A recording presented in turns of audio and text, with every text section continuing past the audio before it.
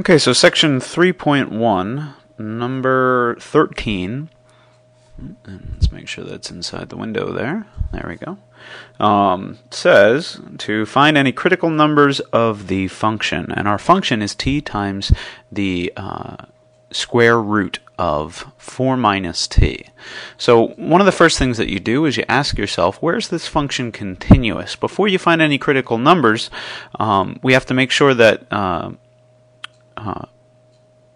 the critical numbers are defined by where either the derivative does not exist or where the derivative is equal to 0. So clearly the derivative can't exist at a point where the function is not continuous. Some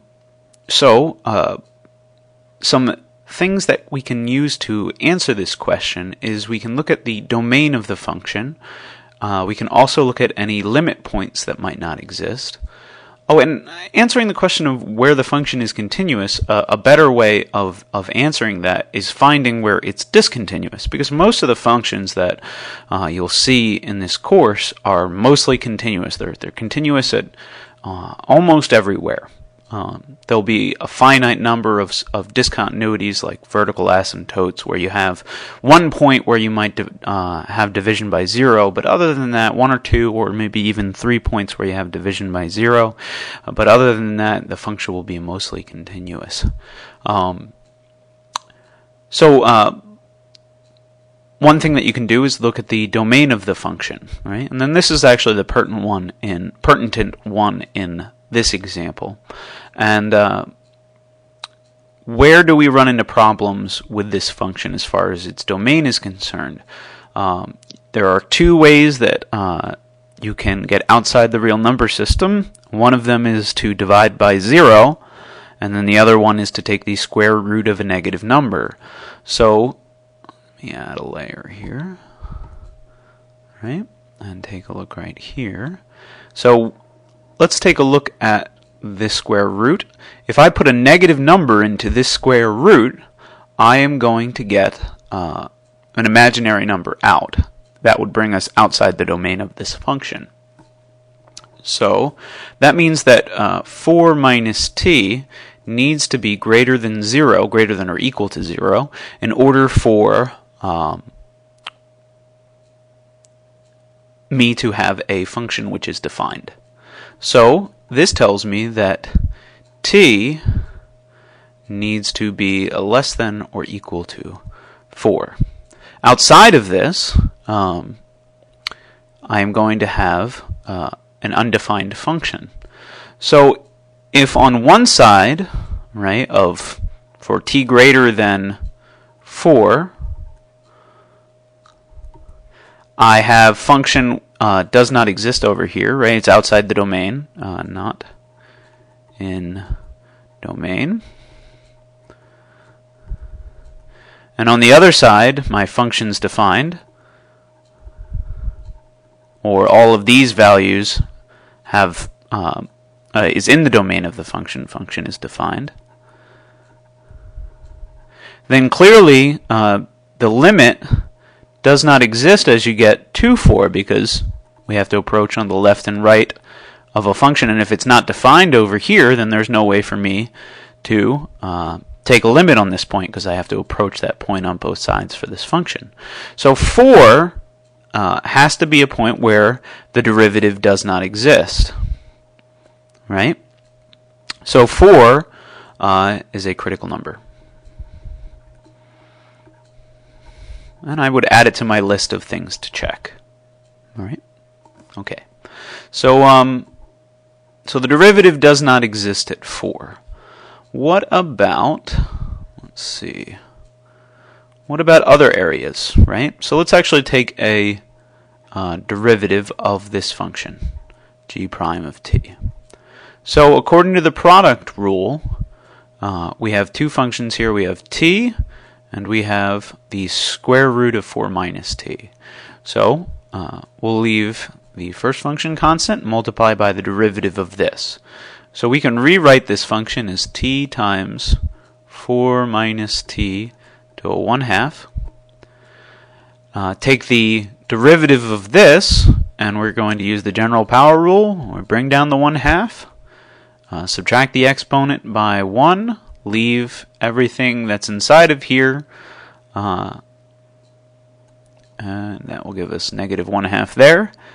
And then our inner function here is 4 minus t, so we need to, by the chain rule, multiply by the derivative of this. And the derivative of this is going to be negative 1.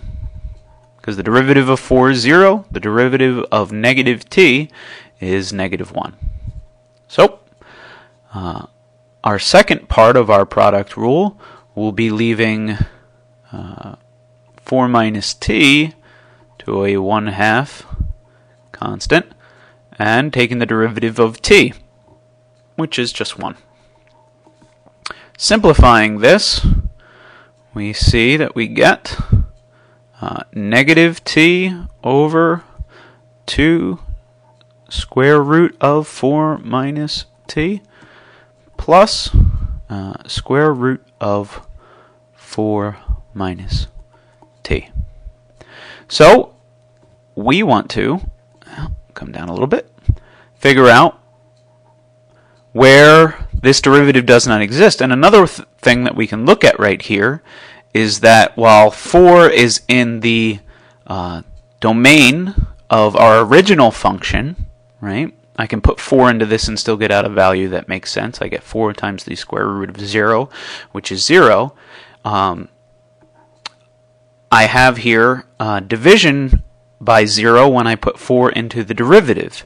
So g prime of 4 gives you the fact that it does not exist by division by 0. Right? So that reflects another way of indicating to you that the derivative does not exist at that one point, telling you that 4 must also be a critical number. So, what about when g prime of t is equal to 0? Are there any values of t that I can put in and get out a value of 0? Well, let's take a look at the algebra. We have negative t over 2 square root of 4 minus t plus the square root of 4 minus t. And does that equal 0 at any point? Let's try and find it.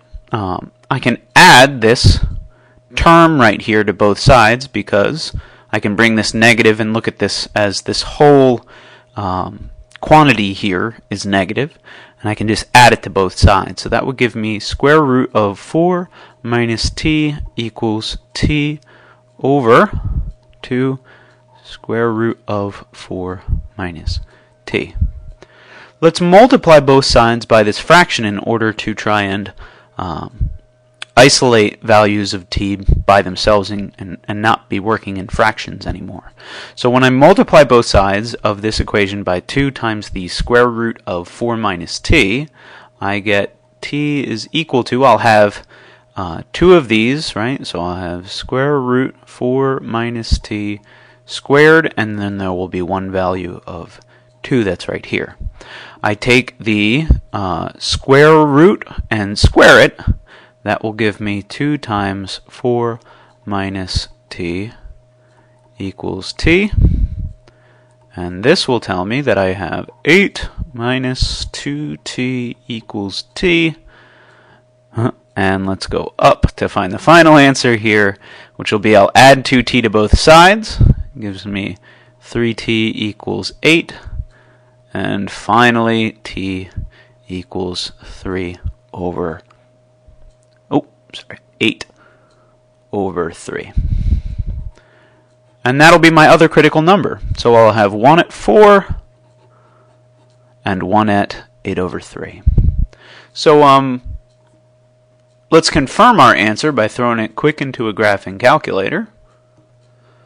I get a picture that looks like this, right? So we graphed x times 4 minus x to a 1/2 power, and we can see that we look like we have a horizontal tangent right about here, and that's at 2.4 For 2.5, if I take 8 and divide it by 3, I get 2.666, right? So that looks like it could be right about it, 2.666.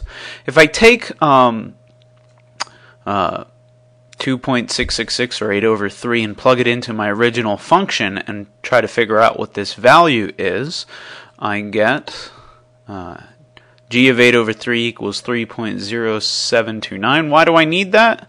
Well, just so that I can make sure on my graphing calculator by plotting a function of 3.0792 ... There's some numbers after that, but if I can hit that, right, and take a look at this, I can see that this horizontal line looks like it passes through the function, and that was the function evaluated at my critical number. So I get a 0 tangent line there, which is exactly what I should get. So that's good.